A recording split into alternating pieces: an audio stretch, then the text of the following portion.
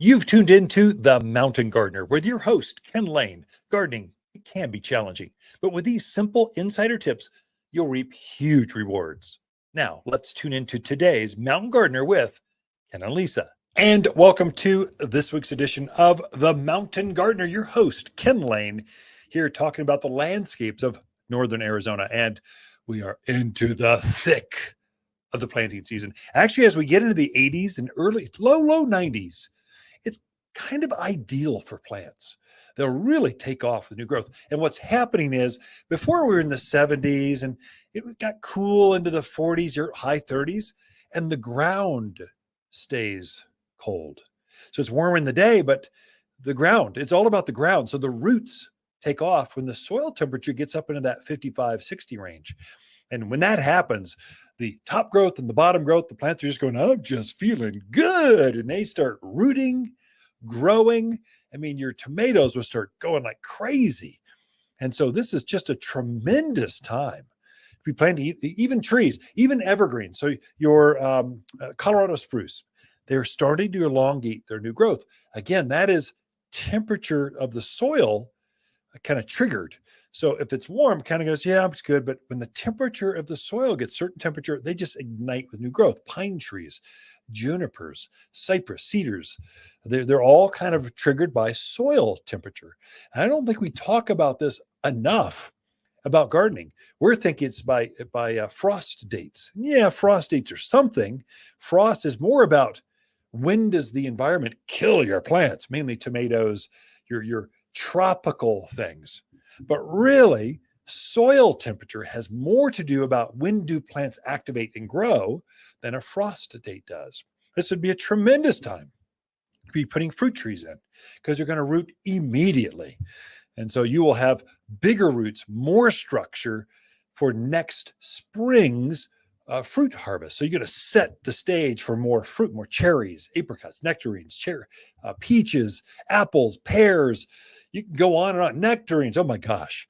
You can grow the most delicious, my mouth's watering just thinking about fresh nectarines off the tree. They're just amazing. And so those last few days on the tree make all the difference on how fruit tastes. It's much like vegetables. I mean, tomato, yeah, it's good. You know, they pick those things green. They ripen up the boxes. They're coming across the desert to land in your grocery store. They just taste so much better when they ripen right on your vines in your gardens. It's a game changer. Well, fruits, grapes, berries. I mean, the grandkids and I, we ate blackberries last year. They're coming off the brambles. And by the time we got done, we could not eat anymore. And our faces and our hands were just black. I'm sure we drove their mother crazy. But hey, it's about connecting with your grandkids and eating out of the gardens. It makes a difference. And so you can do this too. Tremendous time. I'd say ideal time to be planting your summer blooming things. So this is crepe myrtles. I would say grapes. Grapes are late to wake up. They have no interest in spring. They want to grow when the soil is warm.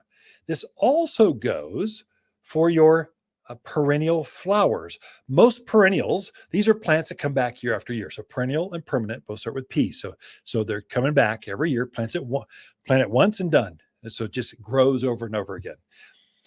Most perennials are summer. They like the warmth.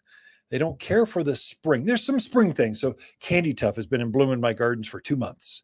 The snapdragons, it's kind of an annual, as it grows for a year, but it thinks it's a perennial. So snapdragons repopulate. It's almost like a wildflower. It just reseeds itself everywhere. Snapdragons love this. They grow early. But summer things like echinacea, gaillardia, coneflower, Mexican hat, Shasta daisies. These are all, they want it to be warm. They want the soil, their feet to be warm before they'll start actively growing and setting flowers. And so really, I defined June as perennial month. It's the month that most of your perennials look their best. This is also the time when your summer blooming shrubs look their best. So this is smoke bush. That's a beautiful Purple, it's not just purple, comes in chartreuse and green, but the purple one's the most famous, and the flower hovers above the top of the foliage, and it looks like it's smoking. It's a beautiful plant. It's a butterfly attractor of all things. So butterflies love the taste of that flower. This is when a lot of your autumn sages, a lot of your, anytime it says the word sage, it means loves the heat and wind. It will bloom from here through the heat. It loves that. And so it's waiting for soil temperatures to be warm enough. And then it's nonstop, riotous, just color. And butterflies love sages. Anytime you hear the word sage or salvia, it's the same plant. Same with pinks, dianthus, and carnations. They're the same plant. So pinks have a little bit smaller flower. Dianthus has a little bit bigger flower, and carnations have a bigger flower. They're the same plant. The foliage is the same. Flower size changes a little bit, but they both love this time of year. And they're nice evergreen. They've been looking green and nice. They've been budded real heavily, but now they are in full bloom because of soil temperature. And so butterflies they're like magnets. I tell you, in my gardens, probably I got several. So we love birds and butterflies. We garden for birds and butterflies. We like the activity. The birds are so riotous, they're almost a nuisance. They're too loud sometimes. And butterflies, you can never have too many. But the flowers they love the most in my gardens are scabiosa, or pincushion flower is the common name. It's a little plant. The foliage is maybe ankle high, but the flowers hover about a foot above that. And they look like pincushions, like you're sewing pincushions. And they're like butterfly landing pads. I just love that plant. If you've got a couple of those in your yard, you will have butterflies. I mean, all varieties. Another one is Gaillardia and Echinacea. These are both similar. Gaillardia blooms early. It's a native plant, has a big sunflower kind of flower, not big as your hand flower, but it looks like a sunflower that's about just shy of a baseball size. So it's that big around. And butterflies, again, it's like a butterfly landing pad. They just love to land, rest, have a bite to eat, fly off and continue going. They just can't resist. So it's swallowtails, peanut ladies, to monarchs. They all like it. And so in my trees, there are some trees that are just naturals for butterflies. One is mimosa, or silk tassel tree. So they've leafed out a little late this year. They're finally starting to bud up with flowers, and they will bloom nonstop through summer.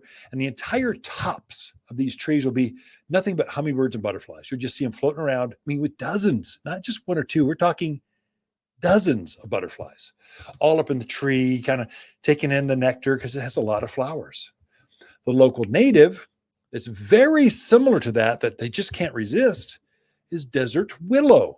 There's a wild tree that grows, maybe mid-teens. No taller than 20 feet. It's a short tree or a big bush. Many times it's multi-stemmed.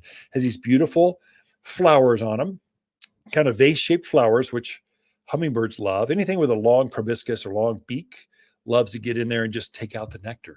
And it just blooms like crazy. And the newer varieties of desert willows.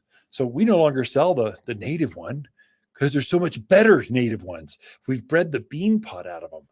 And so now we've got one that so it blooms, and then it self-prunes that flower, lets the flower go, and automatically sets another flower. Instead of a bean, it forms another flower. So it's a repeat blooming desert willow.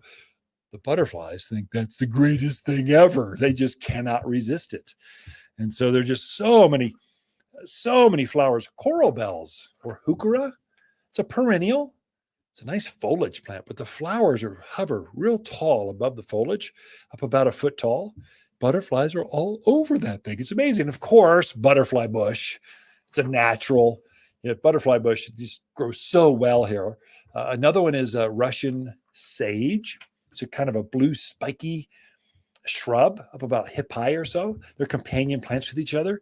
Lots of butterfly plants. The best vine. I could keep going on and on. Honeysuckle. They just love vining honeysuckle or ground cover honeysuckle.